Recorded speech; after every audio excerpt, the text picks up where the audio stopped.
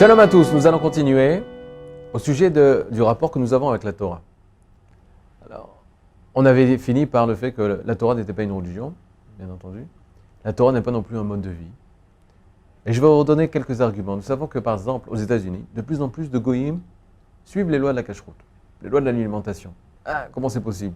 Toute chose. Ah, mais t'es pas juif. Comment tu vas pouvoir, toi, en tant que goï, suivre la cacheroute? Ils sont arrivés à la conclusion très claire. Tu dis manger cachère, c'est bien pour la santé. Ça, c'est un mode de vie. C'est-à-dire, si on vient à parler de la Torah, c'est un mode de vie idéal. Donc ça veut dire, tout ce qu'il y a marqué dans la Torah, c'est la chose la meilleure à faire. Par conséquent, s'il y a marqué qu'il ne faut pas mélanger le lait avec la viande, alors moi aussi, en tant que Jean-Paul Christophe, même si je n'appartiens pas au Ham Israël, même si ma mère n'est pas juive, je veux respecter ça. Parce que c'est des valeurs énormes, c'est des secrets énormes.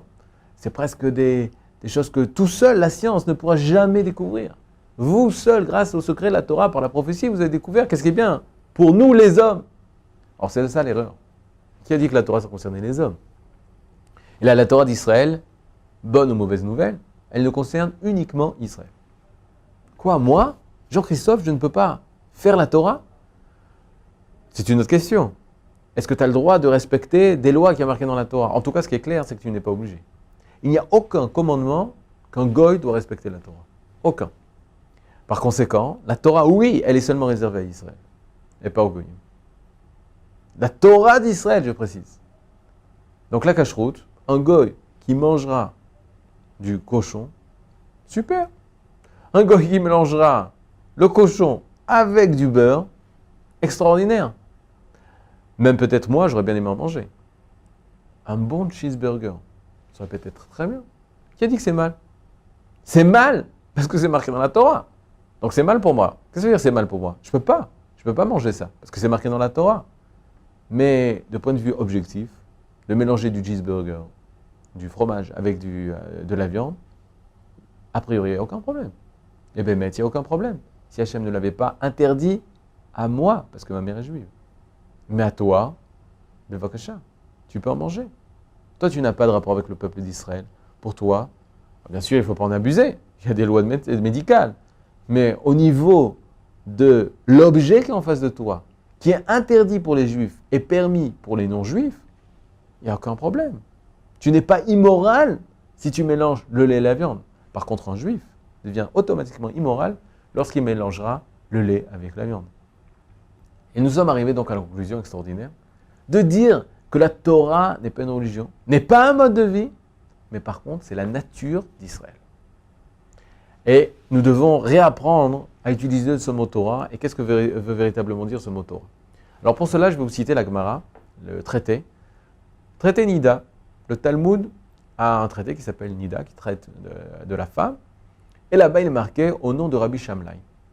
Il nous parle de comment l'embryon ressemble, à quoi l'embryon ressemble dans le ventre de sa mère.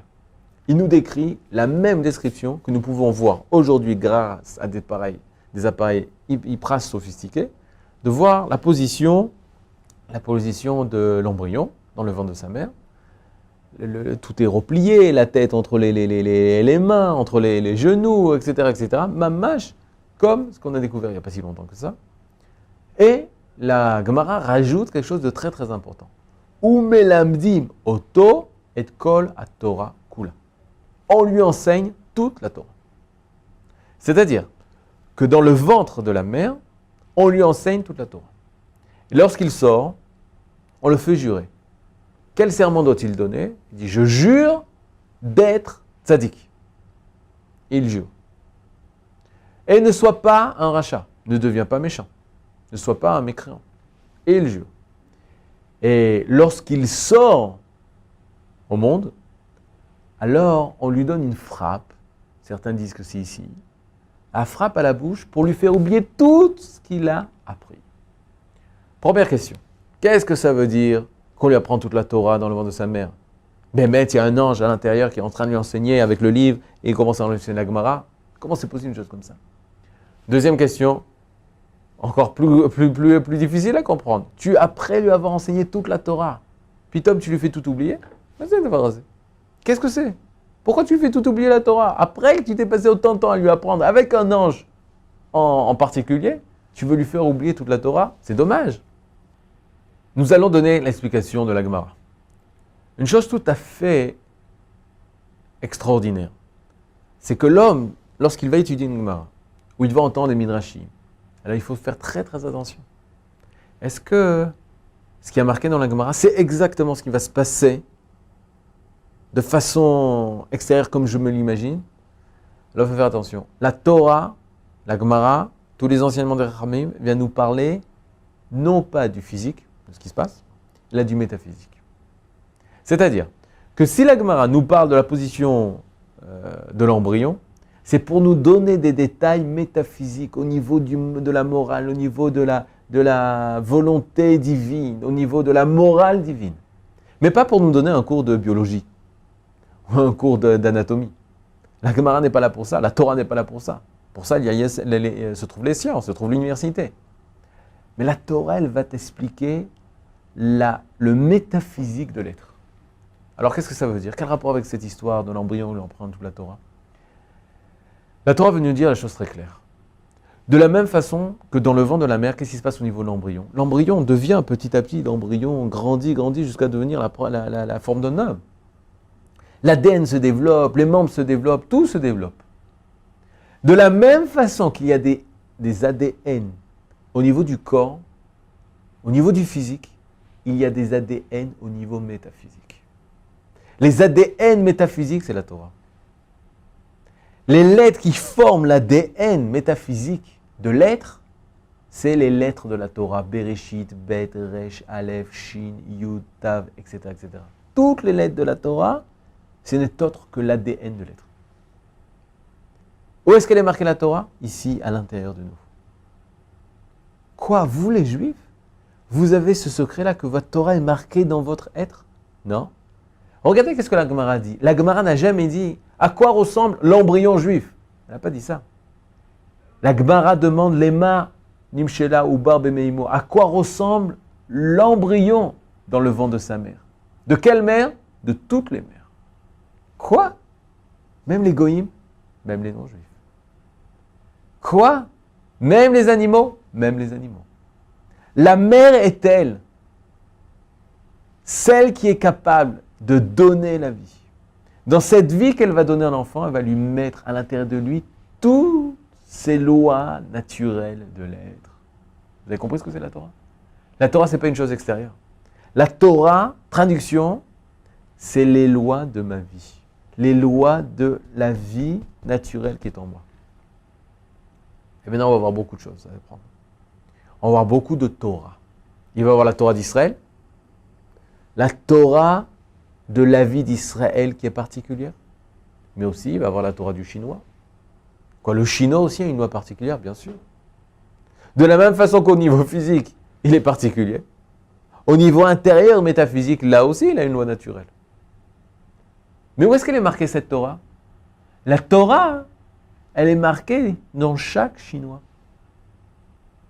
Il va y avoir aussi la Torah du français, il va y avoir aussi la Torah de l'américain, il va y avoir aussi la Torah de la vache. Il va y avoir aussi la Torah du chat. Il va y avoir aussi la Torah de l'abeille. Chaque être qui véhicule une vie d'une façon particulière, avec des lois particulières, cela va s'appeler la Torah 2. Torah, c'est notre nature.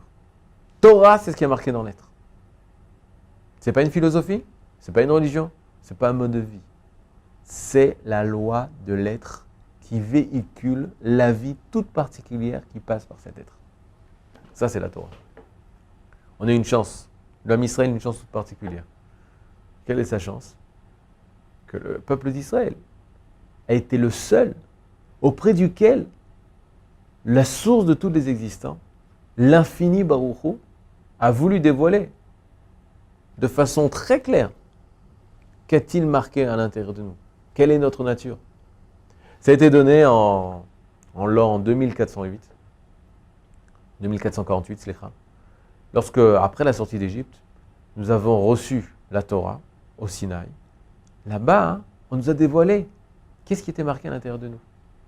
À l'intérieur de nous, il y a marqué Shamor, Zachor et Yom HaShabbat. Souviens-toi, préserve le Shabbat. Si tu es juif, Toi, tu as une loi toute particulière en tant qu'Israël. Cette loi particulière veut, si tu respectes ta nature, de respecter le Shabbat. C'est une question que je m'étais toujours posée. Comment ça fait que c'est marqué au singulier? Comment ça fait que c'est marqué tu ne voleras pas dans les 10 commandements? L'otikzol, tu ne voleras pas. Première explication, la plus simple, Hachem s'adresse à toi personnellement. Deuxième explication, la plus profonde, Hachem dit, si toi, tu veux être toi-même, alors tu te dois de respecter toi la loi de tu ne voleras pas. Tu es comme ça, tu es une personne qui ne vole pas, tu ne voleras pas. Pas en tant que loi, interdiction de marcher sur la pelouse, interdiction de voler ou interdiction de tuer. Et là, il est marqué, toi, tu es un être comme ça. Et Hachem, Dieu, nous pose de façon claire notre vie, notre nature. Qu'est-ce qui est naturel à nous? Et nous dit, tu sais quoi, décide. Décide. Est-ce que tu veux respecter ou tu ne veux pas respecter? En d'autres termes, est-ce que tu veux être toi-même ou est-ce que tu veux aller à l'encontre de toi-même? Ça, c'est la signification de la faute. La faute n'est pas fauter contre Dieu. La faute, c'est fauter envers toi-même. Lorsque tu fautes envers toi, alors il est clair que tu fautes aussi envers ton Créateur qui t'a créé de cette façon. Mais la première faute, elle est faute envers la vie qui passe par moi. Vous savez que on parle souvent du Satan. Le Satan, si tu vois dans la traduction de la Bible, il y a marqué Satan, le Satan, le Satan, le Satan. Mais il n'y a pas beaucoup. Il est vrai qu'il n'est pas beaucoup marqué de fois. Mais ce qui est bizarre, c'est que le Satan, on voit qu'en ivrite, on dit ça le Satan. On a Monsieur Satan dans la Bible traduit en français. On a le mot Satan en ivrite. Pourquoi ils n'ont pas réussi à traduire le mot Satan? Parce qu'en fait, le mot Satan, qui vient du mot Satan en ivrite, a une signification très profonde et très claire dans la Torah. On sait qu'à chaque fois, la Torah ou l'ivrite, lorsqu'elle veut dire une personne qui fait cette action, alors on rajoute à la fin du verbe, on rajoute an. Je vous donne un exemple. Vous savez comment on dit danser? En ivrite, en hébreu, on dit roked. Ani roked, ça veut dire je danse. Ça, c'est une personne qui dit je danse. Ani roked. Lorsqu'une personne dit le danseur, alors elle appelle ça rakdan. Roked, rakdan. Je danse, rakdan, danseur. Elle prend le verbe et rajoute la préposition an. Que va-t-il se passer avec le mot Satan? La même chose. Satan vient du mot anisoté. C'est quoi anisoté? Anisoté, c'est je dévie. Satan, c'est le déviateur. Monsieur le Satan n'existe pas.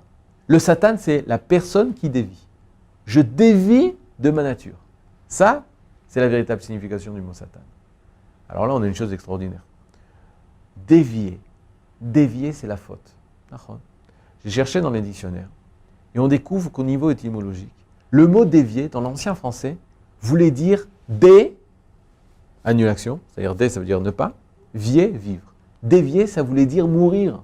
Vier, c'est vivre, dévier, sortir de la vie. De quelle vie on parle? Bien entendu, de la mienne. Lorsque je dévie, je sors de ma propre vie. Ça, c'est la faute. Vous avez compris maintenant tous les cours qu'on nous a donnés au sujet de la Torah? La Torah qui devait être rencontrée dans l'être. La Torah qui devait être étudiée chez les personnes qui avaient réalisé cette Torah en eux. Pourquoi? Parce que la Torah, elle est en eux. Parce que la Torah est eux. Lorsqu'ils se trouvent nez à nez avec une personne qui a réalisé cette nature de la façon la plus extraordinaire, de la façon la plus vivante, de la façon la plus réalisée en eux, alors l'élève, la personne qui veut aussi lui découvrir sa Torah, sa nature, alors il va savoir de quelle façon réaliser sa nature. Parce qu'il va voir des gens qui ont réalisé, eux, leur nature. On va les appeler les maîtres, on va les appeler les prophètes.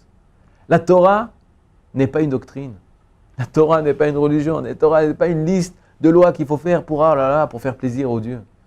Là, la Torah, c'est la nature que Dieu a mis en nous. Oui, il n'y a rien de plus naturel pour un juif de faire la brit milah, de faire la circoncision. En effet, il n'y a rien de plus naturel à une femme d'allumer les bougies avant la rentrée du Shabbat. Tout ça est naturel. Viendra une personne, me demandera, attendez, je ne comprends pas très bien. Naturel? Moi, j'ai jamais mis les tefilines. Et je me porte très bien comme ça. Si c'était naturel, pourquoi je ne me lève pas le matin et tout de suite j'ai envie de mettre les tefilines? Réponse. Chez l'homme, tout ce qui est naturel n'est pas instinctif. Tout ce qui est naturel en moi n'est pas forcément instinctif. La preuve, très simple. Moi, personnellement, il ne faut pas dire ça, rappeler ça à mes parents, ils sont très tristes de ça. Pas avant l'âge de 4 ans, j'arrivais à parler. Je pouvais parler. J'ai mis du temps avant d'arriver à parler à l'âge de 4 ans. Maintenant, je pose la question au grand professeur. J'étais un homme. Dans votre tête, vous avez un homme, c'est un être parlant. Alors pourquoi je ne parle pas de façon la plus naturelle, la plus instinctive? Réponse des grands professeurs, parce que chez l'homme, tout est en potentiel. La parole est en potentiel. Et il faut du temps pour pouvoir développer la parole. Mais la parole existe ici. Sachez, monsieur, vous qui ne mettez pas les tefilines, en Nachon, ce n'est pas instinctif. Hachem nous a donné le libre arbitre, de décider d'être naturel ou de ne pas être naturel. Mais sachez que de mettre les téphilines, c'est la chose la plus naturelle à chaque homme juif. Mais une personne qui ne met pas les téphilines, alors c'est une personne qui n'a pas réussi à dévoiler son naturel. C'est comme une personne qui n'arrive pas à parler. Alors aujourd'hui, c'est barour, c'est clair chez tous, qu'un homme qui ne parle pas, c'est un défaut énorme, parce qu'on sait que l'homme doit parler. Alors qu'un homme qui ne met pas les téphilines, un juif qui ne met pas les téphilines, pour l'instant, aux yeux du monde et aux yeux du peuple juif, n'est pas considéré comme un défaut. Mais il faut savoir que oui, c'est notre nature. Toute la Torah est notre nature. Toute mitzvah, tout commandement de la Torah est notre nature. Lorsque je veux étudier la Torah, lorsque je veux m'approfondir dans les connaissances de Torah, c'est apprendre à me connaître, apprendre à savoir qui je suis. Ça, c'est la première des choses. Pas parce que, et là parce que c'est moi. C'est moi. La Torah, c'est moi.